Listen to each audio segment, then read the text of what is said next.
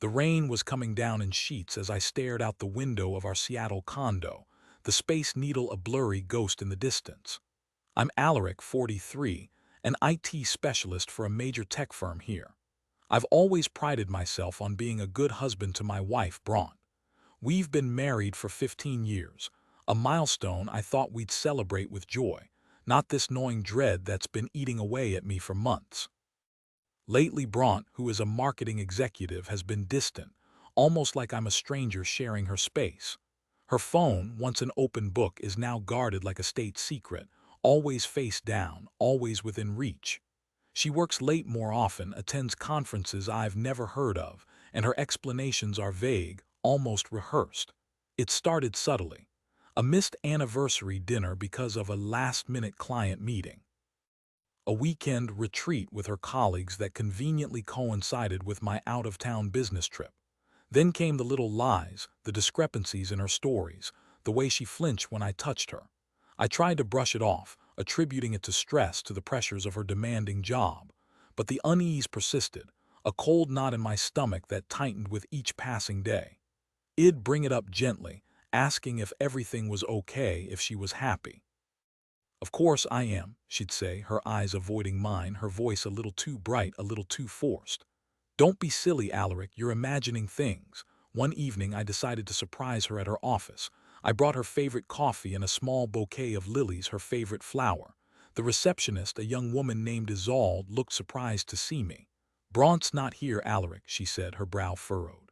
"She left hours ago, said she had a dinner meeting downtown." My heart sank. I thanked Isolde and walked out, the coffee growing cold in my hand, the lilies suddenly heavy. I drove downtown, aimlessly wandering the streets, peering into restaurants, hoping against hope that I'd find her, that there was a reasonable explanation. But there wasn't. I drove home, the rain mirroring the tears I refused to shed. I sat in the dark, the silence of the empty condo amplifying the deafening roar in my head. I couldn't ignore it anymore. Something was terribly wrong. The next day I did something I never thought I was capable of. I went behind Bronte's back. I know it was wrong, but I was desperate. I hired a private investigator. His name was Gideon, a grizzled, no-nonsense man with a weary look in his eyes, like he'd seen it all before. I handed him a photo of Bronte and a list of her recent activities, the business trips, the late nights, the unexplained absences. "I need to know the truth, Gideon," I said, my voice barely a whisper. "Whatever it is." He nodded, his expression unreadable. "I'll get you the truth, Alaric, one way or another." The following days were agonizing. I lived in a constant state of anxiety, every phone call, every text message sending a jolt of fear through me. I tried to act normal, to pretend that everything was fine, but Bronte wasn't fooled. She saw the worry in my eyes, the tension in my shoulders. "What's wrong, Alaric?" she asked one evening, her voice softer than usual. "You've been acting strange." I hesitated, wanting to blurt it all out, to demand answers, but I held back. I needed proof. "Nothing," I said, forcing a smile. "Just stressed at work." She looked at me skeptically, but she didn't press further. I went to work as usual, trying to focus on the endless lines of code that filled my screen, but my mind was elsewhere, replaying every moment of our relationship, searching for clues, for signs I had missed. Had I been blind? Had I been too trusting? Had I been a fool? A week later, Gideon called. "I have something for you, Alaric," he said, his voice grim. "Can you meet me at my office?" I arrived at his office, a small, cluttered space above a pawn shop, my heart pounding in my chest. Gideon handed me a thick envelope. "Photos, dates, times, locations," he said. "Everything you need." I opened the envelope, my hands trembling. The first photo was of Bronte, sitting at a table in a dimly lit restaurant, laughing, her hand resting on the arm of a man I didn't recognize. The next photo was of them leaving the restaurant, walking hand in hand. Then came the photos that shattered my world. Bronte and this man entering a hotel. Bronte and this man kissing passionately in a park.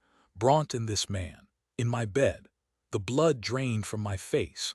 I felt like I had been punched in the gut, the air knocked out of me. My vision blurred, my ears rang. "Who is he?" I managed to croak out. "His name is Caspian," Gideon said. "He's a colleague of Bronte's. They've been having an affair for 6 months, 6 months.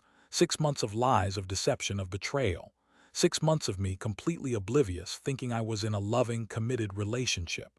The rage started to build, a slow, simmering fury that threatened to consume me. I wanted to scream, to break things, to lash out at anyone and everyone. But I forced myself to remain calm. I needed a plan. "Thank you, Gideon," I said, my voice flat, emotionless. "You've done your job." I left his office, the envelope clutched tightly in my hand, my mind racing. I drove home, my hands gripping the steering wheel so tightly that my knuckles turned white. I walked into the condo. Bronte was in the living room reading a book. She looked up, a smile on her face. "Hey, honey," she said. "How was work?" I stared at her, at the woman I had loved, the woman I had trusted, the woman who had so callously betrayed me. The smile faltered on her face. "Alaric, what's wrong?" I didn't say a word. I simply handed her the envelope. She took it, her brow furrowed with confusion. She opened it, her eyes widening as she saw the photos. Her face paled, her mouth dropped open. "Alaric," she stammered, her voice trembling, I can explain." "Explain," I said, my voice dangerously low. "Explain how you could do this to me. Explain how you could lie to me for 6 months. Explain how you could sleep with another man in our bed." Tears streamed down her face. "I'm so sorry, Alaric," she sobbed. "It just happened. I didn't mean for it to go this far." "It just happened," I repeated, incredulous. "You didn't mean for it to go this far. You were sleeping with another man, Bronte. That's not something that just happens." She sank to her knees, clutching my legs, begging for forgiveness. "Please, Alaric," she cried. "Don't leave me. I love you. It was a mistake." I looked down at her, at the woman who was now a stranger to me, and felt nothing. No love, no anger, no sadness, just emptiness. "I can't do this anymore, Bronte," I said, my voice devoid of emotion. "I'm done." I turned and walked out, leaving her sobbing on the floor. I went to the bedroom, packed a bag, and left the condo. I didn't know where I was going. I didn't care. I just needed to get away, to escape the suffocating weight of her betrayal. I checked into a hotel, ordered a bottle of whiskey, and sat in the dark, staring out the window, the city lights blurring into a meaningless haze. I thought about our life together, the good times, the bad times, the memories we had shared. It all seemed like a lie now, a facade that had masked the rot beneath the surface. How could I have been so blind? How could I have not seen the signs? Was I really that naive? The next morning I called a lawyer. I told him I wanted a divorce. I wanted it quick, I wanted it clean, and I wanted her to pay. He assured me that he would take care of everything. I spent the next few days in a daze, going through the motions, numb to the world around me. I went to work, I ate, I slept, but I felt like a ghost, a hollow shell of my former self. Bronte called me incessantly, leaving desperate messages, begging me to talk to her, to give her another chance. I ignored them all. I had nothing to say to her. A week later, I received a letter from my lawyer. He had served Bronte with the divorce papers. She had contested them, claiming that I was being unreasonable, that she deserved a second chance. But I was adamant. I wanted out. I wanted to be free. The divorce proceedings dragged on for months. Bronte fought me every step of the way, trying to get as much money as she could, trying to paint me as the bad guy. She even tried to claim that I was emotionally abusive, that I had driven her into the arms of another man. But my lawyer was prepared. He had evidence of her affair, evidence of her lies, evidence of her manipulation. In the end, she didn't stand a chance. The judge ruled in my favor. I was granted the divorce, I got the condo, and Bronte was ordered to pay my legal fees. It wasn't about the money, though. It was about justice. It was about holding her accountable for her actions. It was about reclaiming my life. After the divorce was finalized, I decided to make some changes. I sold the condo. The place was tainted by her memory. I quit my job. I needed a fresh start. I decided to move to a small town in Oregon. I bought a small cabin in the woods, surrounded by towering trees and the sound of rushing water. I spent my days hiking, fishing, and reading. I learned to play the guitar. I started painting again, something I hadn't done since I was a kid. I reconnected with nature, with myself. Slowly, gradually, I began to heal. The pain didn't disappear completely, but it dulled, it became more bearable. I realized that I was stronger than I thought I was, that I could survive this, that I could even thrive. One day, I received a letter from Gideon, the private investigator. He had some additional information about Caspian, Bronte's lover. Apparently, Caspian had been fired from his job after his affair with Bronte was exposed. His wife had left him, taking their children with her. He was now living in a small apartment, working as a cashier at a grocery store. Karma, I thought, it's a bitch. I didn't feel any satisfaction, though. I didn't revel in his misfortune. I just felt indifferent. Bronte, on the other hand, was doing well. She had found a new job at a different company, she had a new boyfriend, and she seemed to be living her best life. I saw her once when I was visiting Seattle. She didn't see me. She looked happy, carefree. I felt a pang of something, maybe regret, maybe sadness, but it quickly passed. I realized that I didn't need her anymore. I didn't need her love, her approval, her validation. I was complete on my own. I spent the next few years living a quiet, peaceful life in Oregon. I made new friends, I explored new hobbies, and I learned to love myself again. I even started dating. I met a wonderful woman named Isolde. We shared a love of nature, of art, and of good conversation. She was kind, compassionate, and intelligent. She made me laugh, she made me feel alive again. We fell in love.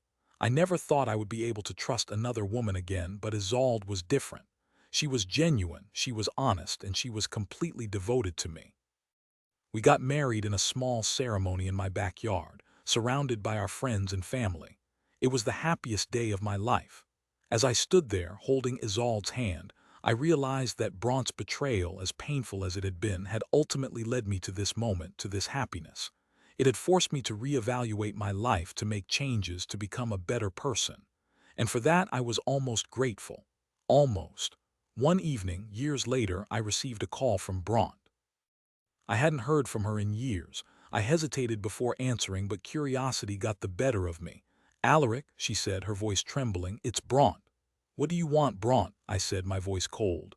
"I need your help, Alaric," she said. "I'm in trouble." "What kind of trouble?" I asked, suspicious. I have cancer," she said, her voice breaking. "I need money for treatment. I don't have insurance." I was silent for a moment, processing the information. Part of me wanted to hang up, to tell her to go to hell. But another part of me, the part that still remembered the good times, the part that still had a shred of compassion for her, couldn't do it.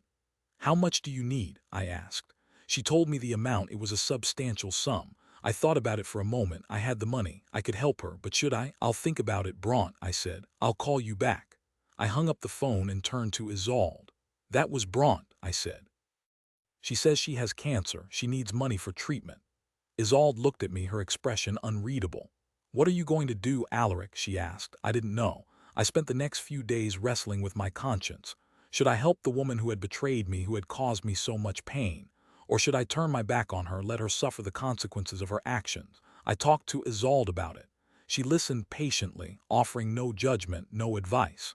"It's your decision, Alaric," she said. "You have to do what you think is right." In the end, I decided to help her. I called Bronte back and told her that I would give her the money. She was overwhelmed with gratitude. She thanked me profusely, promising to pay me back. I didn't care about the money. I just wanted to do the right thing. I transferred the funds to her account. She started her treatment. A few months later, I received another call from Bronte. The treatment had been successful. She was in remission. She thanked me again, her voice filled with emotion. "I don't know how to repay you, Alaric," she said. "You saved my life." "Just live a good one, Bronte," I said. "That's all I ask." I hung up the phone, feeling a sense of closure, of peace. I had finally forgiven her, not for her sake, but for my own. I had released the anger, the resentment, the bitterness that had been poisoning me for so long. I was free. I went outside and joined Isolde on the porch. We sat in silence, watching the sunset, the sky ablaze with color. I put my arm around her, pulling her close. "I love you, Isolde," I said. "I love you too, Alaric," she said. And in that moment I knew that I had finally found true happiness, that I had finally left the past behind. The rain started to fall, a gentle, cleansing rain. We went inside, hand in hand, ready to face whatever the future held together. Years passed. Isolde and I built a wonderful life together. We traveled the world, we pursued our passions, and we supported each other through thick and thin. Bronte, as far as I knew, was doing well. She had remarried and seemed happy. We never spoke again, but I often thought about her, hoping that she had learned from her mistakes, that she had found peace. One day I received a letter from a lawyer. It was Bronte's will. She had passed away. In her will she had left me a letter. I opened it, my hands trembling. "Dear Alaric," she wrote. I know I don't deserve your forgiveness, but I hope you can find it in your heart to forgive me. I was young and foolish when I betrayed you. I didn't appreciate what I had. You were a good man, Alaric. You deserved better. I'm so sorry for all the pain I caused you. I hope you have found happiness. I hope you have found peace. Thank you for saving my life. Thank you for being the bigger person. I will never forget you. With love, Bronte. I folded the letter and put it away. I felt a tear roll down my cheek. I had finally forgiven her completely and unconditionally. And in that moment I knew that I was truly free. The rain continued to fall, washing away the last vestiges of the past, leaving me with a sense of peace, of gratitude, of love.